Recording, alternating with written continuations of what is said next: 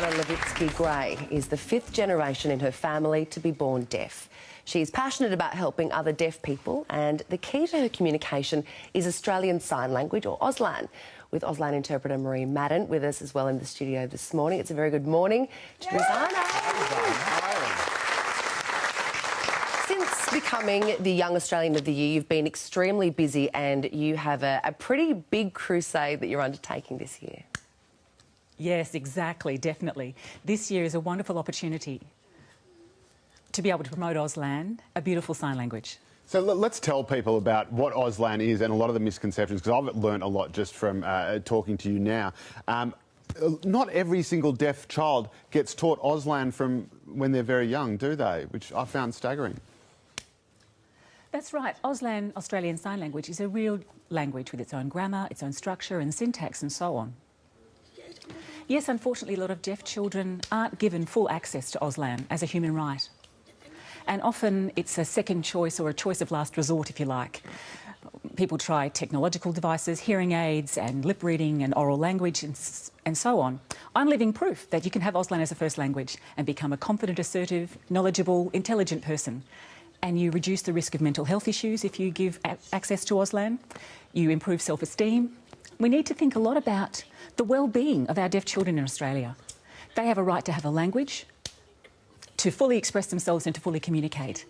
As I keep saying, research says that when you've got one language, you can learn other languages. So why wouldn't we give them that opportunity to have equality as far as language is concerned? You're actually pushing to have it integrated into schools as a language other than English, isn't that right? Correct, absolutely. It's already been happening. For example, in Western Australia for over a year now, it's taught in 3 different schools. In other states, they do have some education classes for Auslan as a LOT, but I'd like to see that standardised and have a curriculum to focus on it as a language other than English. So you can earn a certificate through TAFE, and people then can become Auslan interpreters.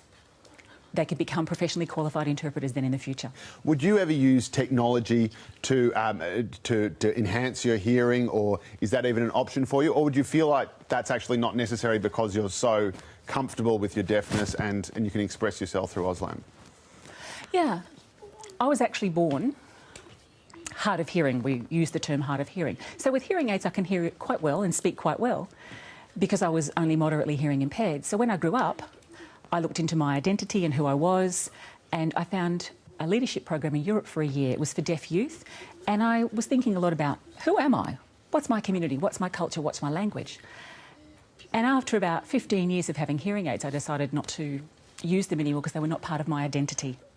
I love Auslan, I love the deaf community, and I love the rest of Australia too. But for me, to use hearing aids means it's easier for other people, people who can hear, to communicate with me. We need to work together. It's not up to me to make your life easier. So it's an opportunity for me to encourage people to learn Auslan, to communicate with me. And I feel that when I'm signing with people, they respect me much more. They realise that it's a real language, it's a beautiful language. So that's my dream for the future, for people to learn Auslan and to communicate with me. So you choose not to have a technology that I suppose that would make you sort of halfway able to hear, but rather just go the whole hog and just, you know, change the mindset instead of changing the ears, if you like. Yeah, exactly. Many deaf people love having hearing aids and they use them a lot. And I encourage them to do that if it works for them. If they feel confident, then it's perfectly okay for them. But for me, I've experienced both worlds. For me, they're both wonderful, but I like using Auslan. It's my community, it's my language. I want to use it 24/7. And I want to see Australian appreciating and recognising how amazing our language really is. Drisana, one thing you said to us is that you feel whole already and you don't feel like you have a disability. Absolutely not. I never was. I've always been Drisana. I'm just who I am.